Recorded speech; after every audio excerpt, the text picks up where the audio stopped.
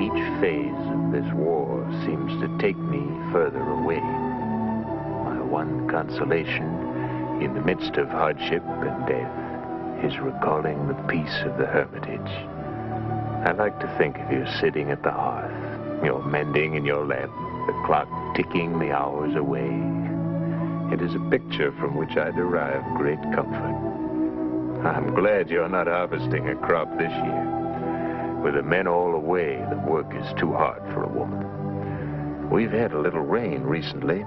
It set the men to grumbling as the roads become impassable and we have to sit around and wait. And tents don't afford much shelter. Cannon are difficult to move in this mud.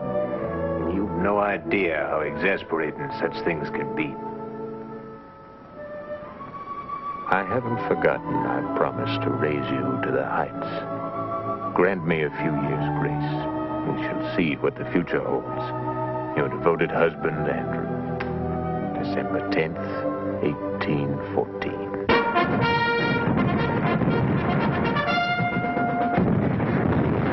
Andrew's letters never failed me, even when they were written in despair and defeat. Then, at New Orleans, he gave his country one of the greatest victories in our history.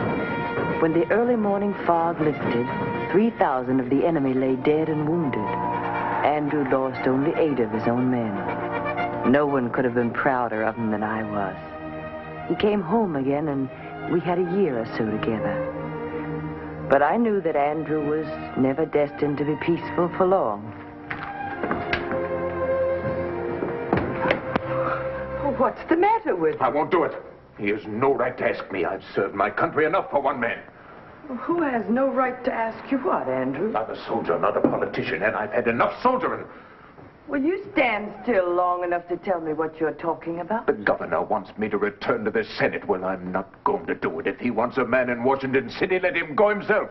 I have no intention of ever leaving the Hermitage again. Now, there's no use arguing with me. My mind is made up.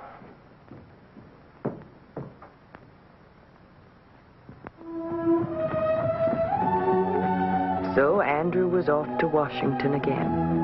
And what had promised to be only a year or so stretched into 4 and 5 and more. I can't remember now. October 6th, 1825. My dear husband, your last letter was most reassuring. I'm delighted to know that things are going so well for you in Washington. But I'm especially delighted to hear that you're learning to control your temper. It's good to know that my husband is a man of peace at last. I do hope when you return after this session it'll be to stay. Since you've never really cared for politics, it's foolish to continue in a profession that keeps us apart. I know this summer, together with no thought of public office, will be the happiest of our lives.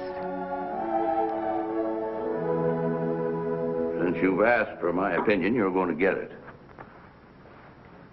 There's only one thing that can keep you from being president, and that's you yourself, you and your dang temper. Now, look here. If you accept this honor, Andy, you've got to accept the responsibility that goes with it. You can't fight back the way you fought all your life. You tell this man how even-tempered I've become, Rachel.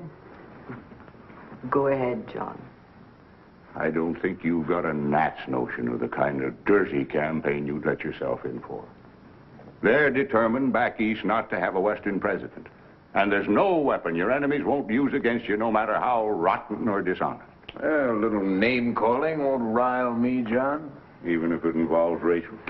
This is my fight, not Rachel's. We're no strangers to abuse, John. They'll dip their arrows in venom, Rachel. They'll wound you if they can to goad Andrew into fighting. They know if Andrew's temper makes him kill somebody, it'll re-elect Adam. Otherwise, you think I might conceivably make a good president? If you're not hanged in the meantime. Well, thank you, John. I'll weigh my temper with my wife and let you know what we decide. Now, just don't forget, you've been warned. Good night, Rachel. Take care of yourself. Good night, John.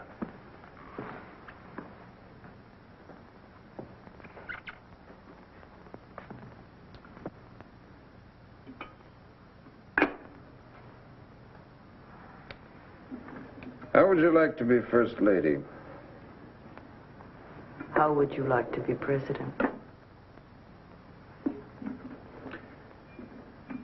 Why don't you figure on going into Nashville? As soon as you're feeling better, order yourself an inauguration dress.